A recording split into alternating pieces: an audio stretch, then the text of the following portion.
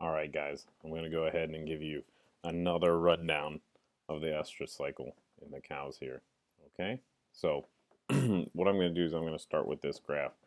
This is just has the follicular waves in it. Okay, so we already kind of know, excuse me, that we're starting with estrus right here, and we're ending with estrus and ovulation of a dominant follicle. Okay, so this is a classic dairy cow with two follicular waves. All right, so first thing we're going to look at is progesterone and CL formation. Okay, so I'm going to take a little camera here and we're going to do this in pink. So basically from about as soon as that follicle is ovulated, that previous follicle is ovulated, we're going to start, well, that's silly. We're going to start with progesterone increasing, all right? Progesterone increases somewhere until about day 6, 7, 8, and then it kind of plateaus off, all right? And that has to do with formation of the CL. Then about day 17 here, you're going to have prostaglandin release, and that's going to drop down sharply like this, right? Everyone has that? So during that time, we have an ovary, draw it up here at the top, okay? Has a nice CL on it, right here, sticking out. And we'll actually go ahead and fill in those two circles right there. Beautiful little CL. Okay? So, we know that that's going on. And that's going on the same time these follicular waves are. Okay? So the other hormone we're going to look at is going to be estradiol, or estrogen. Okay? And our estrogen is obviously going to be very high here during estrus. And that's going to drop down fairly quickly after that. Actually going to get a little bump here when there's not much progesterone, but don't worry about that. Then it's going to stay pretty low. Okay? It's going to stay pretty low all the way out here, basically until we have that progesterone start to drop, and then it's going to rise up. Okay? And then it's going to peak again here at estrus, and then fall off. Right? So estrogen is going to be high here in estrus, and here at estrus again. Okay? So when we have high estrogen, we have basically a follicle on that ovary. And I'll just put a little F in here for that. Okay. So follicle there, and then back here there was a follicle. Because estrogen comes from where? It comes from a dominant ovulatory or Graafian follicle, right? Okay. So what's signaling ovulation? Everyone should know that, right? That's going to be our LH. Okay, I'm going to do that in green here.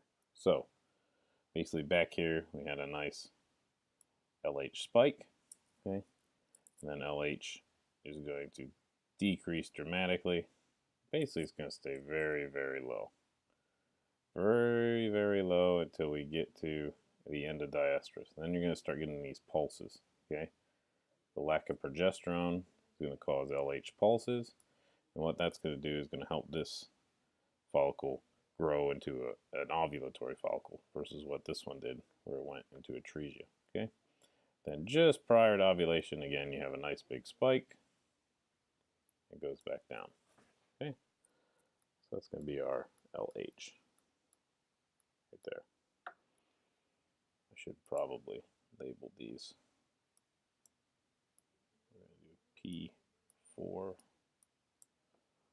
and then our purple one will be estrogen. Let's put E. Got that? So our last hormone we're worrying about is FSH, okay? So when is FSH going to be high? FSH is going to be high basically right in these areas where we have our follicles being stimulated to grow. Just like that. Then we're actually going to have another one right here, which would be correspondent to that one. So blue is going to be FSH.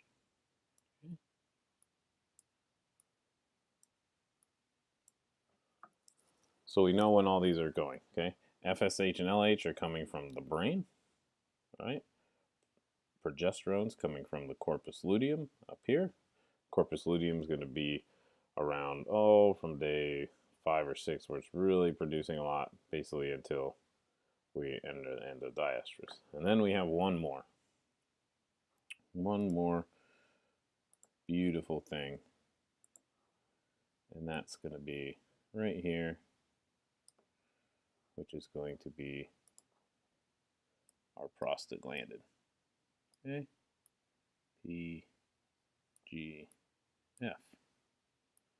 All right, that's being secreted from the uterus, and that is going to cause luteolysis, or regression of the CL. So at this point right here, we still have a nice CL. Okay, you can draw it, boom, boom, like this.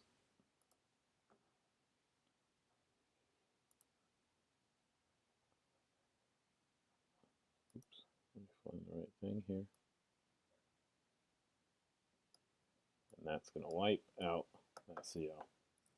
Okay, that's going to allow that follicle to go up and ovulate, and we get ovulation. And that's the estrous cycle. If you guys know it at that level, I think you'll be fine. So hopefully this helps, and if you have any other questions, just let me know. Thanks.